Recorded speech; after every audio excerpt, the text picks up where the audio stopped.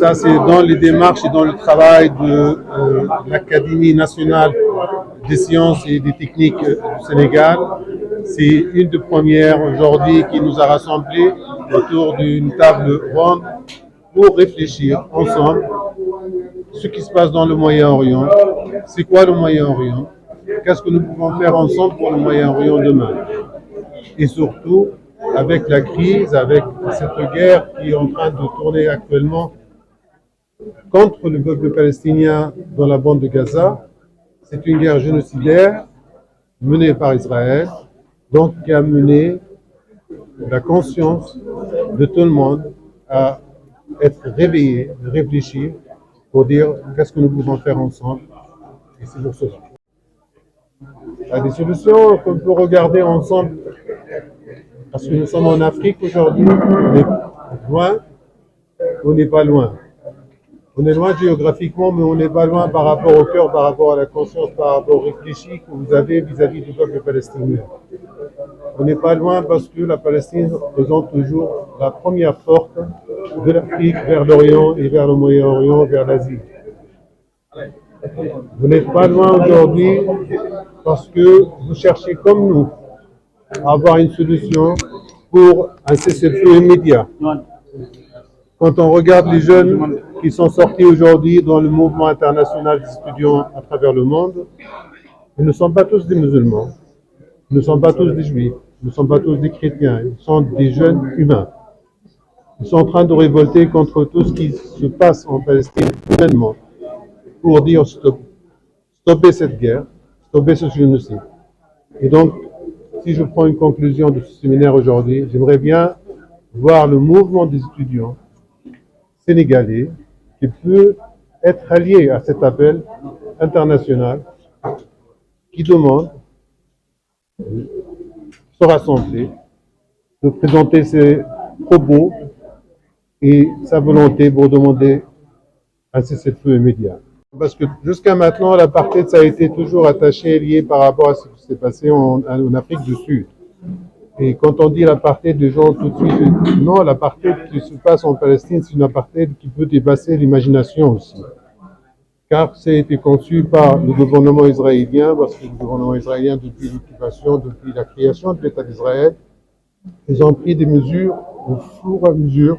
Comment séparer les territoires, comment séparer les Palestiniens, comment coloniser les territoires, comment prendre les collines, les montagnes, comment faire maintenant même des routes spécifiques pour les colons et que les Palestiniens n'ont pas le droit de le prendre. Comment ils ont assuré plutôt tout le territoire occupé. Le territoire occupé, quand on parle, on pense que c'est un grand territoire immense. La superficie de toute la Palestine, la superficie historique, la Palestine historique, pardon, la superficie, il fait 27 000 km². Ce qui restait dans le territoire occupé, il ne dépasse même pas les 5 000 km². Et même dans les 5 000 km², il y a les colons et les colonies qu'on a parlé tout à l'heure qui sont dépassés des 750 000 colons qui habitent dans le territoire occupé aujourd'hui à travers 650 colonies. Il n'y a pas de division. Dans le monde musulman, tous les musulmans, là où ils se trouvent sur la planète, ils sont tous pareils.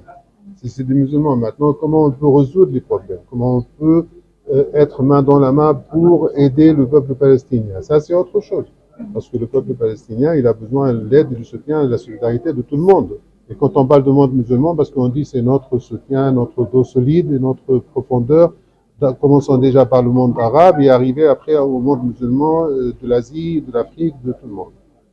Bon, ça aujourd'hui, avec tout ce que vous voyez en Palestine, quand on parle de Jérusalem, Jérusalem c'est une grande signification, c'est pas simplement pour les Palestiniens et pour les musulmans de Palestine, c'est pour tous les musulmans là où ils se trouvent, pour tous les chrétiens là où ils se trouvent.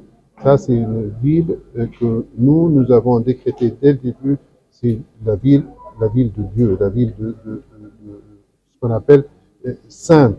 Il y a toutes les religions qui sont passées par là, et nous croyons et nous défendons jusqu'au bout pour garder cette ville. La position du Sénégal a été toujours à côté de la justice, parce que personne n'aime l'injustice, et il peut soutenir l'injustice.